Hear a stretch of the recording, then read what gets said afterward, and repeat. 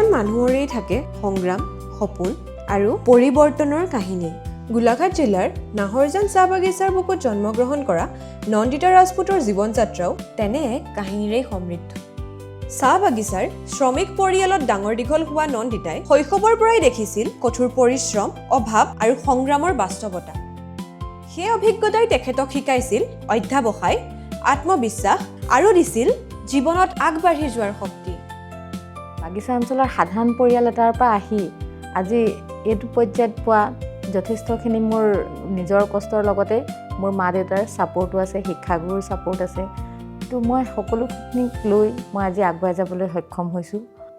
আমাৰ যিসকল ছাত্ৰ ছাত্ৰী আছে, বিশেষকৈ আমাৰ বাগিচা অঞ্চলৰ হওক, তেওঁলোকক লৈ মোৰ বহুত সপোন আছে। তেওঁলোক যাতে এটা ভাল প্লেটফৰ্ম পায়। নাহৰজানৰ A-ক্লাছ প্ৰাথমিক বিদ্যালয়ৰ পৰা শিক্ষা জীৱনৰ আৰম্ভণি কৰি লক্ষণ চন্দ্ৰ কৰ্মকাৰ উচ্চ মাধ্যমিক বিদ্যালয়, বোকাখাট টাউন হাইস্কুলকে ধৰি JDSG মহাবিদ্যালয়ৰ পৰা উচ্চ শিক্ষা লাভ কৰে। স্কুলীয়া জীৱন মোৰ একেবাৰে সহজ সৰল বুলি ক'ব পাৰোঁ মই। তেতিয়া আমাৰ বস্তা আছিলে, বস্তা এটা আমি ওলমাই লৈ যাওঁ, তাত ফলি চিলেট থাকে, চিলেট লৈ যাওঁ, পেঞ্চিল লৈ যাওঁ আৰু কিতাপ এখন বা দুখন, তেনেকেই আৰম্ভ হ'ল। ইয়াৰ লগতে টুকুলাই চাহ গৱেষণাৰ কেন্দ্ৰৰ পৰা চাহ ব্যৱস্থাপনাৰ পাঠ্যক্ৰমো সম্পূৰ্ণ কৰে। নন্দিতা ৰাজপুত মোৰ ছোৱালী, তাইলৈ আমি গৌৰৱ অনুভৱ কৰোঁ। বহু কষ্ট কৰি তাইক আমি পঢ়ুৱাইছোঁ। বহুত কষ্টও কৰিলে ছোৱালীজনী, কষ্ট কৰাৰ বিনিময়তে আজি সুফল লাভ কৰিব পাৰিছে। কিবা এটাতো কৰিম আমি, য'ত নেকি আমি বেলেগক অলপ সহায় কৰিব পাৰোঁ। মোৰ মাও পঢ়িব নাজানে, লিখিব নাজানে, আখৰ এটাও লিখিব নাজানে মোৰ মা। প্ৰতিটো কথা প্ৰত্যেকবাৰত যেতিয়া মায়ে কয় নহয়, তই নপঢ়িলে কি হ'ব। বাগানে কাম কৰি মই মোৰ ছোৱালীটাকে পঢ়ালো, বহুত কষ্ট কৰলি हमरे ডাঙৰ দীঘল কৰলো, পঢ়ালো লিখালো কাৰণে আজ ইতনাটা আগবাঢ়ি আহে মোৰ ছোৱালীটা। ছোটেখানে আতৰে মোৰ সঙ্গে পাতৰে কাতৰে কুড় মাৰা দিলে কুড় মাৰে কাতৰে মোৰ বেটি কষ্ট কৰে ছোৱালীটাকে মাস্টাৰ বনালো। কিন্তু মোৰ ছোৱালীটা এখন অন্য ল'ৰা ছোৱালীকেও পঢ়াতে, ভাল শিক্ষা দেতে। ছাত্ৰ জীৱনৰ পৰাই তেখেতৰ আছিল নিজৰ চাহ জনগোষ্ঠী আৰু নিজৰ সমাজখনৰ বাবে কাম কৰাৰ এক দুৰ্বাৰ হেঁপাহ। কোনো কাৰণতে বাগিচা অঞ্চলৰ ছাত্ৰ ছাত্ৰীসকল পিছ পৰি নাথাকে। তেওঁলোকক যিখিনি সুবিধা লাগে, যেনেকুৱা ধৰণৰ সুবিধা লাগে, মোৰ ফালৰ পৰা মই দিবলৈ চেষ্টা কৰি আছোঁ। 2012 চনৰ সেই সময়ৰ সন্মানীয় শিক্ষামন্ত্ৰী ডক্টৰ হিমন্ত বিশ্ব শৰ্মাদেৱৰ নেতৃত্বত অনুষ্ঠিত প্ৰথম শিক্ষক যোগ্যতা পৰীক্ষাত উত্তীৰ্ণ হৈ শিক্ষকতা জীৱনৰ আৰম্ভণি কৰে নন্দিতা ৰাজপুতে। নগাঁওকে ধৰি বিভিন্ন স্থানত শিক্ষকতা কৰি অৱশেষত নিজৰ অঞ্চললৈ উভতি আহে। এই উভতনিতে আৰম্ভ হয় অন্য এক নতুন যাত্ৰা, শিলভেটা প্ৰাথমিক বিদ্যালয়ৰ পৰিৱৰ্তনৰ যাত্ৰাৰ। প্ৰথম অৱস্থাত আমি বিদ্যালয়ত ছাত্ৰ ছাত্ৰীৰ সংখ্যাটো যিখিনি ছাত্ৰ ছাত্ৰী আমাৰ গাঁৱত আছে, আমাৰ এৰিয়াত আছে, সেইখিনিক আমি বিদ্যালয়মুখী কৰিব বিচাৰিছিলোঁ। আৰু সেইটো কৰিবলৈ যাওঁতে আমি সমস্যাৰ সন্মুখীন হ'বলগীয়া হৈছিলে। যেতিয়া আমি গাৰ্জেনৰ লগত কথা পাতোঁ, কি কৰিব, মই এটা এক্সাম্পল দিছোঁ। মই গ'লোঁ ষ্টুডেণ্ট এজনৰ ঘৰত, বোলে ছোৱালীজনীক কেলৈ দিয়া নাই। মোক কৈছে, ছোৱালীটো যদি গুচি যাব, তাৰ ভাইটোক কোনে খেলাব, কোনে চাব, মই বাগান যাওঁ কাম কৰিবলৈ, মই যদি নগ'লে খাম কি আমি। তেনেকুৱা কিছুমান সমস্যা প্ৰতিটো ঘৰতে আছে। আমাৰ বাগান অঞ্চলৰ প্ৰতিটো ঘৰতে সেই ল'ৰা ছোৱালীখিনিৰ সেইটো সমস্যা আছে। কোনোবাই হয়তো পঢ়িব নোৱাৰাৰ কাৰণেও কিছুমান ছাত্ৰ ছাত্ৰী আমাৰ বিদ্যালয়ত নোযোৱাকৈ থাকে। তো সেইখিনি বস্তু আমি আলোচনা কৰিলোঁ। মই মোৰ লগত পৰিচালনা সমিতি, লগতে আমাৰ গাঁৱৰ কেইজনমান জনা বা জ্যেষ্ঠ ব্যক্তিক লগত ৰাখি আমি সেইটো দূৰ টু দূৰ ভিজিট কৰিলোঁ। অভিভাৱকৰ লগত আলোচনা কৰিলোঁ, পঠিয়াবই লাগিব স্কুললৈ। তো সেইটো ক্ষেত্ৰত আমি অলপ ছাকচেছ হৈছোঁ। আমাৰ প্ৰথম অৱস্থাত আমাৰ 30 জনৰ জেগাত আমি প্ৰায় 80-90জন ছাত্ৰ ছাত্ৰী আমি বিদ্যালয়মুখী কৰিবলৈ সক্ষম হৈছোঁ। সেই প্ৰচেষ্টাৰ ফল আজি স্পষ্ট। ড্ৰপ আউটৰ হাৰ 50% পৰা নামি আহিছে প্ৰায় 5%লৈ। উপস্থিতি 30% পৰা বৃদ্ধি পাই 80 পৰা 90%লৈ উন্নীত হৈছে। 23 জন ছাত্ৰ ছাত্ৰীৰ বিদ্যালয়খনত আজি অধ্যয়ন কৰি আছে মুঠ 106 জন। বিদ্যালয়খনৰ ওপৰত থকা আস্থা প্ৰতিফলিত হৈছে তেখেতৰ নিজৰ সিদ্ধান্তটো। নিজৰ পুত্ৰকো তেখেতে এই বিদ্যালয়তে অধ্যয়নৰ সুযোগ দিছে। বিদ্যালয়ত থকা ছাত্ৰ ছাত্ৰীসকল সকলোখিনি মোৰ নিজৰ সন্তান। মোৰ ল'ৰা দুটা এইখন বিদ্যালয়তে মই নামভৰ্তিকৰণ কৰাইছোঁ। আৰু তেওঁলোক এইটো বিদ্যালয়তে শিক্ষা গ্ৰহণ কৰি আছে। গতিকে মোৰ অকল মোৰ 2টা ল'ৰাই নহয়, এই স্কুলখনত পঢ়ি থকা 106জন ষ্টুডেণ্ট মোৰ নিজৰ সন্তানৰ দৰে। শিক্ষা আৰু পুষ্টি, শিশুসকলৰ প্ৰয়োজন পুষ্টিকৰ খাদ্য।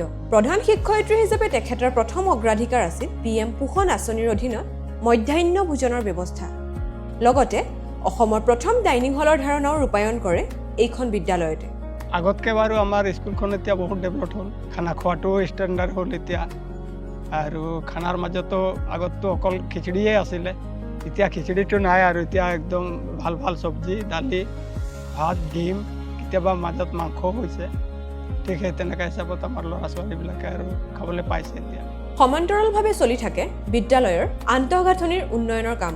টাইলছযুক্ত শ্ৰেণীকক্ষ, ডিজিটেল বৰ্ড, বিদ্যুৎ সংযোগ, বিশুদ্ধ খোৱা পানী, স্বাস্থ্যসন্মত শৌচাগাৰ আৰু পৰিষ্কাৰ পৰিচ্ছন্ন পৰিৱেশে বিদ্যালয়খনক এক নতুন ৰূপ প্ৰদান কৰিছে। ইয়াত শনিবাৰে আমাৰ বিদ্যালয়ত শনিবৰীয়া চৰা হয়।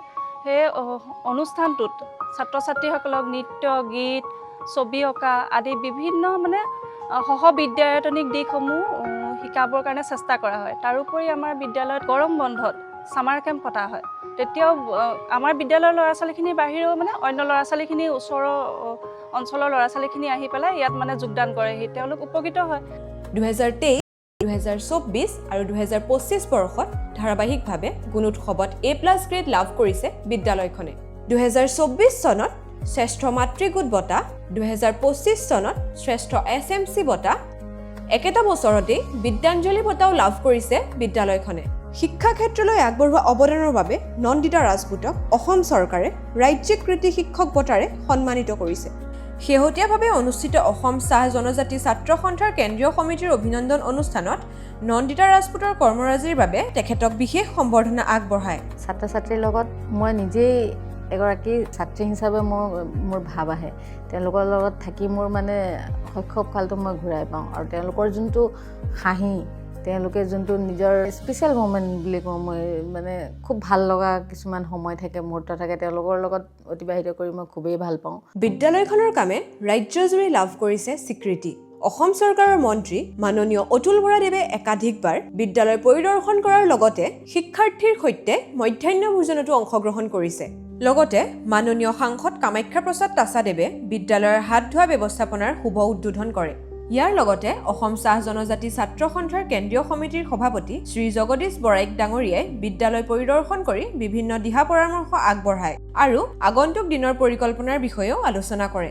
মাননীয় মুখ্যমন্ত্ৰী ডক্টৰ হিমন্ত বিশ্ব শৰ্মা দেৱেও একাধিকবাৰ সামাজিক মাধ্যমত বিদ্যালয়খনৰ সাফল্যৰ বিষয়ে উল্লেখ কৰিছে।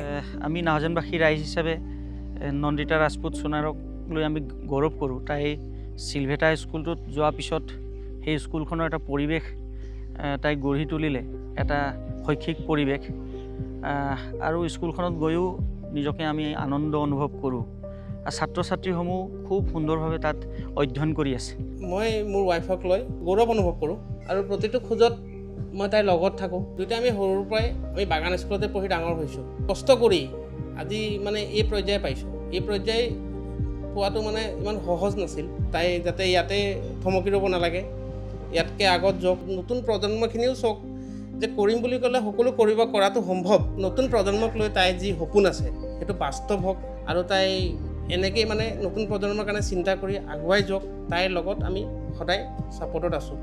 দীৰ্ঘদিন ধৰি বিদ্যালয়খনৰ অন্যতম ডাঙৰ সমস্যা আছিল যোগাযোগ ব্যৱস্থা। বিশেষকৈ বাৰিষাৰ সময়ত নদী পাৰ হৈ বিদ্যালয়লৈ অহা যোৱা কৰাটো শিক্ষাৰ্থী আৰু শিক্ষকৰ বাবে আছিল এক বৃহৎ প্ৰত্যাহ্বান।